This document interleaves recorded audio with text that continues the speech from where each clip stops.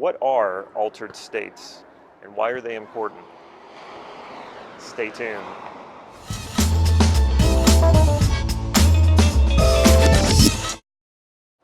This is Damon Cart from NLP Gem. Altered states. If you haven't already, please click subscribe to this YouTube channel so you can get these videos on a regular basis. Just a quick reminder about the NLP Practitioner Training online version. There is only 2 spots left. By the time you're watching this video, those spots might have been taken, but perhaps not. So if you're interested, just leave a comment down below. I'll get back to you, or you can email me at damon@nlp-gem.com. What is an altered state? If you look up the definition, it'll say something about not a normal state, not a normal state of mind, and perhaps induced by hypnosis or drugs. And yes, drugs can alter your state, so can hypnosis, so can meditation and NLP.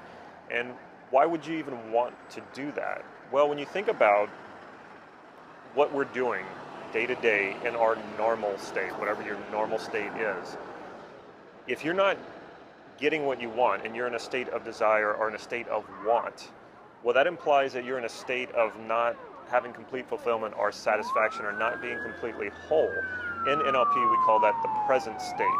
You have a present state, and the desired state is the state that you want to be in, a state of fulfillment, satisfaction, wholeness, whatever it is that you're looking to fulfill. You may say, though, well, I don't really want a state. I want a new car, or I want $1 million, or I want that really hot guy or that gorgeous woman. We think we want that, but what we really want is we want the state of what we think that thing, or rather we want the state of being or fulfillment or satisfaction from having that object or thing that we think will give that to us. Let me say that a different way. $1 million is not because you want lots of green paper. It's because you want the state you think having $1 million will put you in. This is why things and objects don't necessarily make us happy. This is also why we can be happy without them. What we're looking for is to achieve a certain state by the things that we want. When you put yourself in a state of whatever it is that's missing and you give that to yourself internally, you access that resource within yourself and you allow yourself to be happy and fulfilled now, a funny thing happens. You actually are more likely to attract the object or whatever it is that you were looking for. So if you're in the present state, which means you're in a state of wanting something that you don't have, recognize that it's the state that you're looking to be in. And if that weren't true, if objects inherently had their own value, then we would all want the same thing, and that's obviously not true.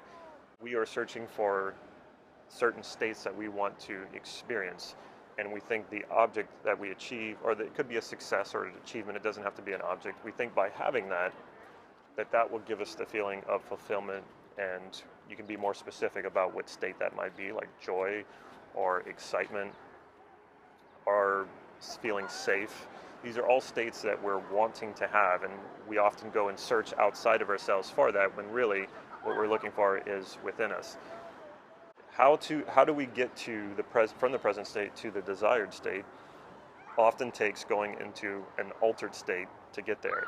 The altered state is sort of like the bridge to getting there. You have to get outside of your normal state, because your normal state obviously isn't giving you what you want, otherwise you would already be fulfilled and happy. When you can recognize that you're in a state of want or desire, recognize that as your present state, and recognize that you probably have to go into an altered state that might feel like confusion or seem like confusion, and then it realigns again, and what happens is you now get to the desired state. So you enter a state of that fulfillment and satisfaction.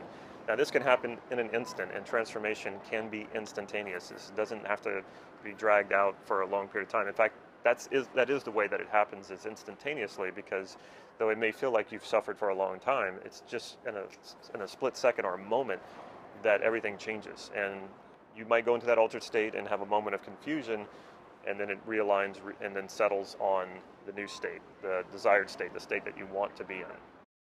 Meditation is a good way to do this, because in meditation what you do is you quiet the mind. You're quieting all the construct, all the thoughts and the beliefs that create your present state.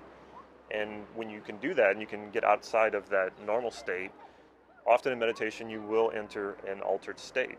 And in that altered state, you're able to reconnect with your inner resources and realize that the state that you're wanting is actually already within you, and you can connect to that.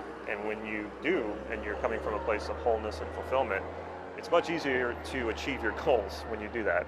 Hypnosis is another way to do it. Hypnosis, in a way, is putting the conscious mind to sleep so that you can connect with the unconscious. Now, this will also be an altered state. You go into a state of trance in order to do that. So you quiet, again, like meditation, you quiet the conscious mind and give direct instructions to the unconscious. NLP is also the same thing, except it's more direct. And with NLP, you're more conscious of what you're doing. You're consciously going in a lot of times. You can do it unconsciously, but consciously you're going in and redoing the wiring and basically using processes to change up your present state.